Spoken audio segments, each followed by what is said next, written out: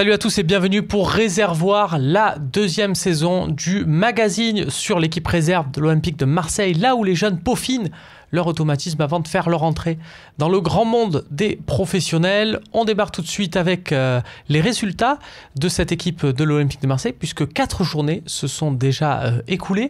On voit que les résultats sont en dents de scie. On sait que l'objectif, on le rappelle, de l'Olympique de Marseille dans cette division qui est désormais le National 2 et plus la CFA. Attention, ça reste le 4e échelon national et l'Olympique de Marseille ne peut pas monter en national. Du coup, l'objectif, c'est pas forcément de finir sur le podium, mais vraiment de donner du temps de jeu à des jeunes. Et vous allez le voir, David le frappeur n'hésite pas à ce niveau-là. Au classement, on reste dans un milieu de tableau, voilà, avec des équipes comme le promu, le Stade Bordelais, et puis des têtes connues dans la région, Fréjus, Martigues, Hyères.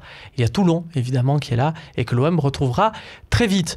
On voit au classement ce que ça donne, on voit surtout sur le terrain, et c'est là qui est bien plus intéressant, puisque l'équipe a totalement changé. On vous ressort la composition de la saison dernière, et vous voyez, il n'y a quasiment plus personne. Camara est désormais dans le groupe pro avec Rudy Garcia, Dacosta a été transféré à Niort, Dubois et Goguet sont partis à Consola, Tuloma en MLS, Rabillard a signé à Béziers en national, et puis Jérémy Porsan-Clément a eu son premier contrat professionnel, son deuxième puisqu'il avait eu un premier contrat à l'Olympique de Marseille à Montpellier où il va tenter de faire ses débuts en Ligue 1. Ne reste donc que des Gaël Andonian et des Hussein Zakwani qui n'ont plus leur place dans l'équipe actuelle de CFA.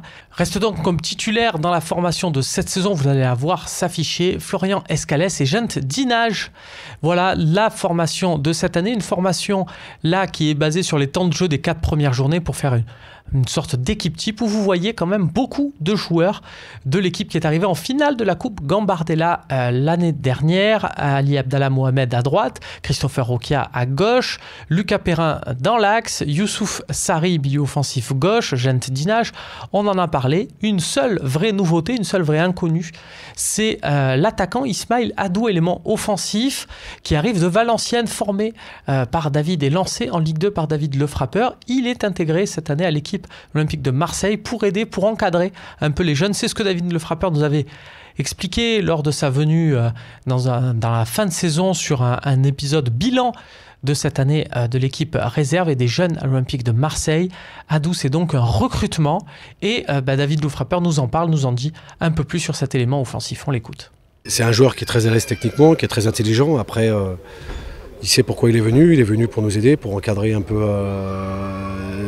tous nos petits qu'on a. Voilà, il remplit bien son rôle. C'est un joueur qui a côtoyé un petit peu la Ligue 2. Voilà, qui a une bonne mentalité, qui a envie de réussir. Voilà, c'est un joueur attachant et en plus très intéressant. Maintenant, il faut être patient avec tout le monde, avec lui comme avec les autres. Voilà, on sait qu'il y a du travail, il y a beaucoup de travail. Le coach de l'équipe réserve s'expliquait sur cet élément offensif après la victoire, la seule victoire pour l'instant de la saison après 4 journées de l'Olympique de Marseille. C'était à domicile contre le Stade Bordelais. Une rencontre où il avait fait jouer beaucoup de jeunes. 4 joueurs nés en 2000 avaient pris part à cette rencontre. Le coach est toujours, et tient ses promesses, il est toujours sur une équipe de plus en plus jeune. La moyenne d'âge d'ailleurs a baissé par rapport à l'an dernier. Il s'en explique, regardez, c'est un peu un laboratoire. La CFA c'est un labo aussi, hein. Donc on est là pour mettre nos joueurs qui ont les profils intéressants, qui ont le potentiel. Après les absents pour moi ils ont toujours tort quand on est en formation. Il y a des joueurs qui sont derrière, qui grandissent, qui poussent. Hein.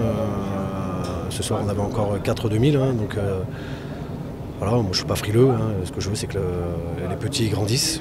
Voilà, et quand ils font ce genre de match-là, on gagne du temps. La deuxième partie de Réservoir, vous en avez l'habitude, est consacrée au classement et on va attaquer avec le plus important d'entre eux, les temps de jeu, l'unique pour l'instant, puisqu'il y a eu 3 buteurs. On va passer de côté et éviter un classement à Gendinage qui a mis quand même déjà 2 buts et Florian Chabrol qui a une réalisation. C'était à Martigues. Vous voyez au niveau des temps de jeu, ça vous permet de voir qui compose vraiment cette équipe. On voit des cadres, Lucas Perrin, Ali Abdallah Mohamed, Christopher Roca qui est proche, on le rappelle, d'un contrat pro à l'Olympique de Marseille. Pointe également Youssouf Sarri qui lui aussi est en passe de devenir pro à l'Olympique de Marseille. Voilà les éléments qui composent cette équipe-là. On voit en deuxième partie de classement Boubacar Kamara qui a fait un match. C'était le premier à un poste de milieu défensif, là où Rudy Garcia veut le voir évoluer à l'avenir. Sacha Marazovic, qui était une bonne surprise la saison passée, va devoir reprendre un peu. Et puis Christ Niapele a eu un match de suspension suite à un carton rouge, ce qui explique son classement plutôt bas. Pour l'instant, on se quitte donc avec ce numéro et on se donne rendez-vous dès samedi pour le prochain match de l'Olympique de Marseille.